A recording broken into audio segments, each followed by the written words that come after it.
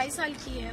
जैसे वो वहाँ पे डांस हो रहा था, उसका ध्यान बटा, वो डांस देखने के लिए बस 2-3 कदम गई है, तुरंत ही लाइट चली गई और लाइट जाते ही मेरी बेबी को उन लोगों ने उठा लिया। लोग उसकी थोड़ी देर बाद लाइट आई और हम अपनी बेबी को ढूंढने लगे, लेकिन हमें मिली नहीं वो। और उसके बाद 3-4 घंटे के बाद वो हमें कहीं पार्क में मिली।